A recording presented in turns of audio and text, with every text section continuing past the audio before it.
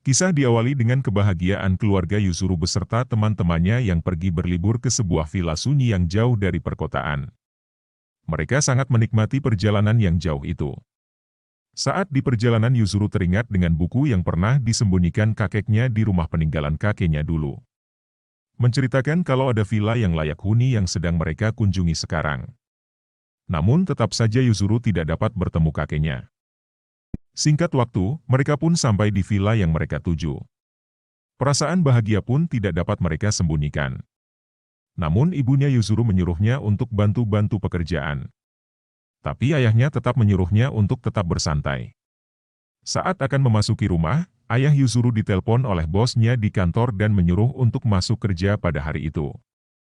Mendengar hal itu mereka semua pun kecewa karena tidak dapat berlibur bersama. Dengan terpaksa ayah, Yuzuru kembali ke kota bersama ibunya. Sementara Yuzuru, teman-teman lainnya stay di villa. Mereka semua pun mengeksplor semua isi rumah. Sampai suatu ketika Sayuri menemukan seekor kumbang di dalam rumah. Kuranosuke berkesimpulan kalau di wilayah ini akan banyak kumbang, dan mereka bisa koleksi kumbang-kumbang tersebut untuk dijadikan oleh-oleh nanti. Saat mencari kumbang Sayuri menendang sebuah pohon. Namun yang terjatuh bukannya kumbang, melainkan Kabutaku. Kuranosuke dan yang lainnya melihat Tantorina dan Kuajiro juga berada di atas pohon. Mengingat Kabutaku, Tantorina dan Kuajiro adalah robot kumbang. Sudah sewajarnya mereka senang berada di atas pohon.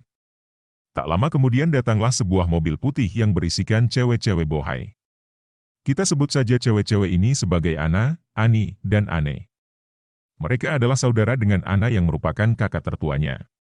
Kedatangan mereka ke sana juga untuk berlibur dengan villa yang bertetanggaan dengan villa Yuzuru. Namun sayangnya ketiga cewek ini bersikap sombong kepada kelompoknya Yuzuru. Dengan sombongnya mereka menceritakan bahwa mereka adalah atlet voli. Dan mereka akan bermain voli pantai di daerah itu. Kelompok Kabutaku pun tertawa melihat keinginan mereka yang bermain voli di daerah pegunungan di saat liburan. Berpindah ke sebuah museum tua di daerah itu. Gugusan bintang masuk ke dalam museum dan menempel ke kotak tempat koleksi serangga. Kotak itu pun berubah dengan membawa alat penangkap serangga. Kotak itu pun terbang melayang. Scene berpindah ketika Sayuri jajan di sebuah warung. Kotak serangga tadi melintas di depan mereka. Kotak itu berhenti di depan Kabutaku dan kawan-kawan yang sedang tidur di atas pohon lalu menghisap Kabutaku, Kuajiro dan Tanroina dan dijadikan pajangan dalam kotak tersebut. Setelah menghisap mereka, kotak itu pun lanjut terbang. Yuzuru dan kawan-kawan pun mengejarnya kotak itu. Yuzuru yang ketinggalan malah terpeleset dan terjatuh saat melintasi sebuah jembatan. Malangnya, dia hanyut terbawa arus sungai yang deras. Saat Yuzuru sedang kesusahan dan hampir tenggelam, datanglah robot kecebong misterius yang mengejar Yuzuru. Scene berpindah ke Kobrander baru bangun tidur di sebuah stasiun yang sepi. Di sana juga ada Spaidon dan Ganiran. Kobrander teringat semalam mereka mabok dan masuk ke sebuah kereta yang tidak tahu tujuannya kemana.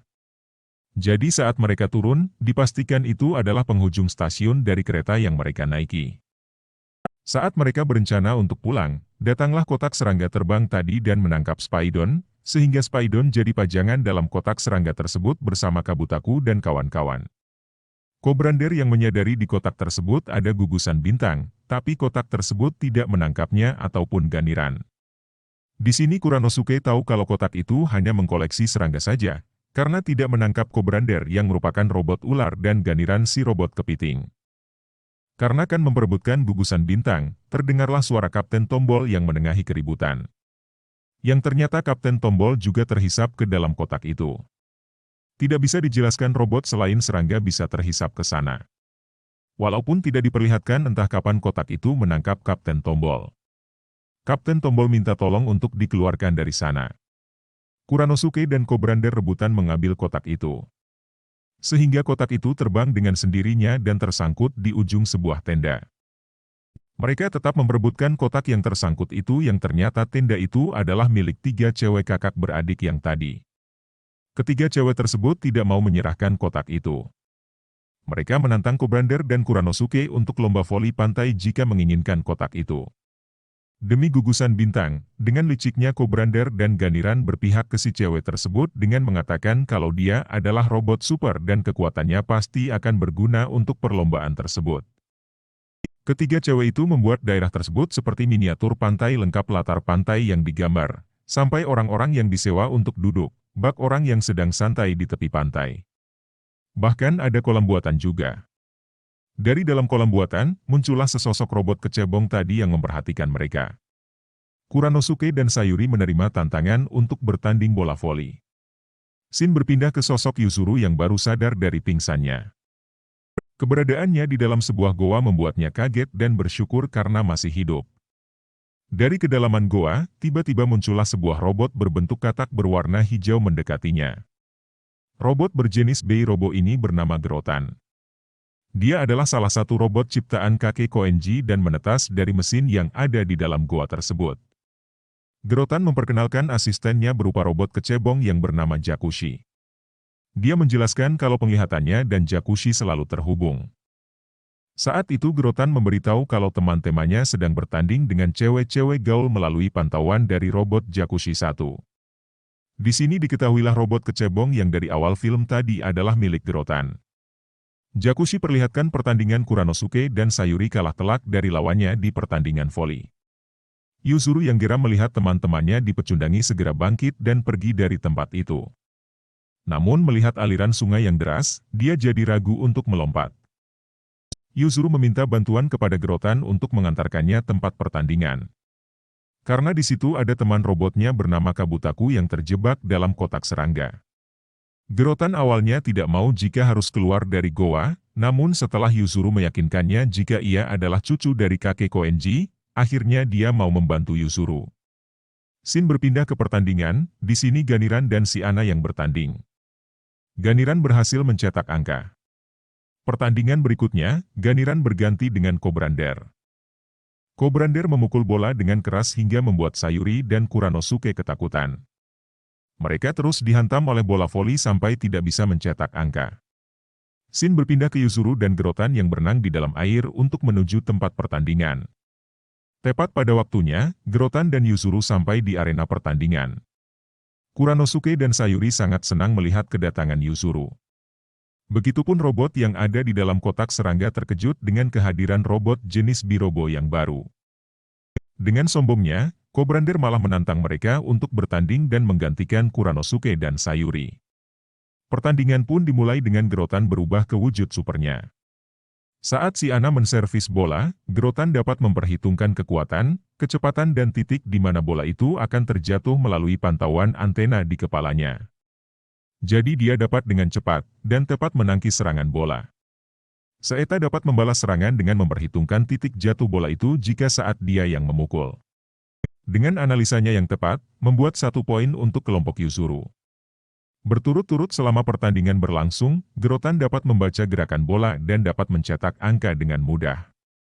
Ganiran yang mulai usil pun melempar Gerotan dengan senjatanya. Namun Gerotan menyuruh Yuzuru untuk naik ke tangannya dan melempar bola ke arah lapangan lawan. Skor pun menjadi imbang. Babak penentuan dimulai di sini. Kobrander yang mulai melempar bola malah berubah ke wujud asalnya. Wujud asal Kobrander yang betul-betul menyerupai ular kobra membuat Gerotan takut. Karena sejatinya ular adalah predator utama katak. Saat ketakutan disertai kepanikan, Gerotan malah berubah ke wujud asalnya dan memukul bola ke sembarang arah sehingga bola itu menabrak kotak serangga dan membuat gugusan bintangnya lepas. Gugusan bintang yang terlepas pun langsung terbang dan menghilang.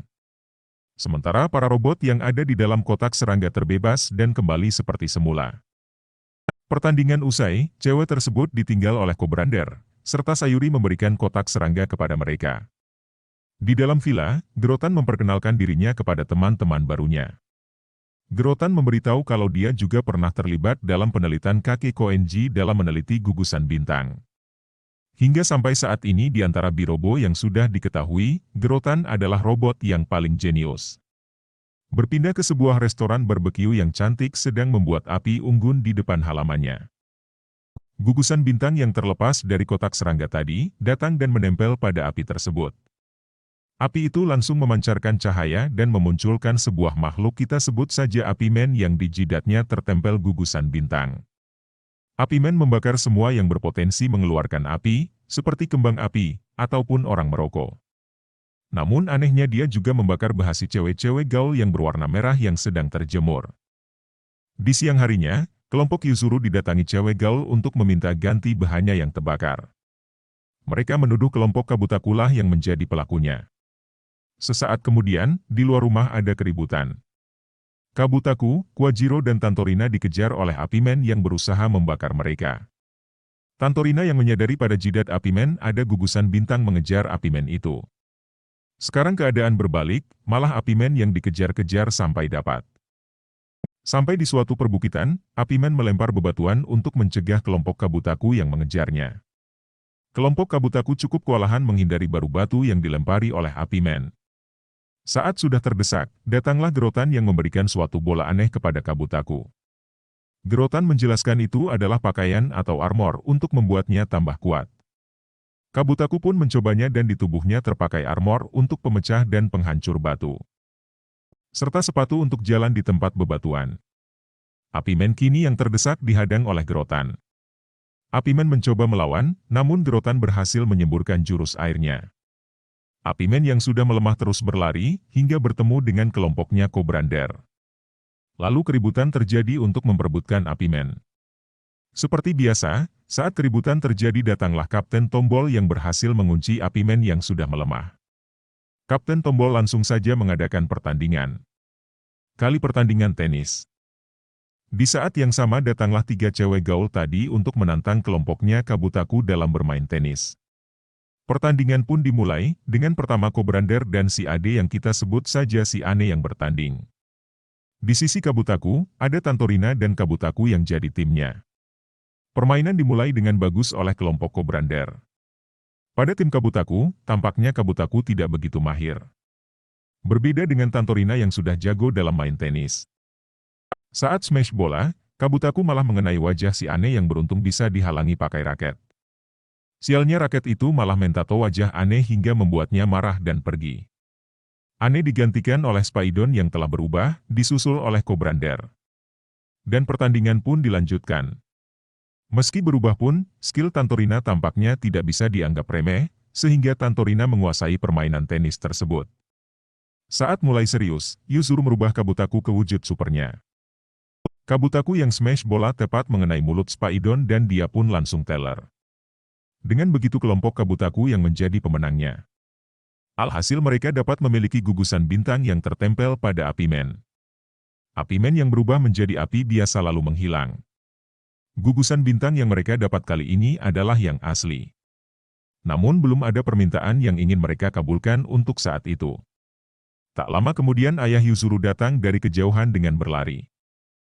Dia cepat-cepat untuk menyelesaikan pekerjaannya, agar dapat berkumpul kembali bersama Yuzuru di waktu liburannya. Karena sehabis berlari, ayah Yuzuru yang kecapekan pun haus dan meminta segelas air. Tanpa disangka gugusan bintang tadi mengabulkannya dan jadilah segelas air.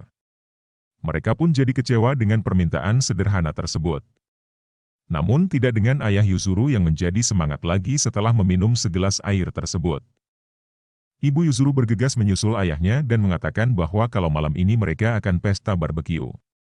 Mereka semua pun senang dan liburan pun berlanjut. 2 episode kali ini bercerita secara kesinambungan. Pesan yang dapat diambil dari episode kali ini yaitu, terkadang musibah yang kita dapatkan tidak akan selalu menyiksa kita, namun itu menjadikan pelajaran atau mendapatkan hal baru.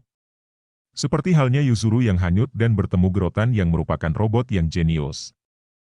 Gerotan sangat membantunya dalam pertandingan voli sehingga membuatnya menang.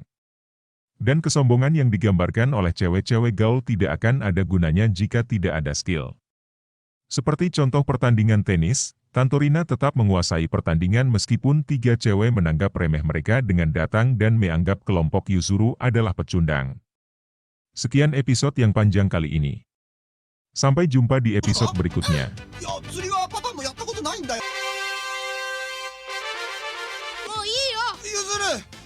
釣りか。釣りなら僕が教えてあげるよ。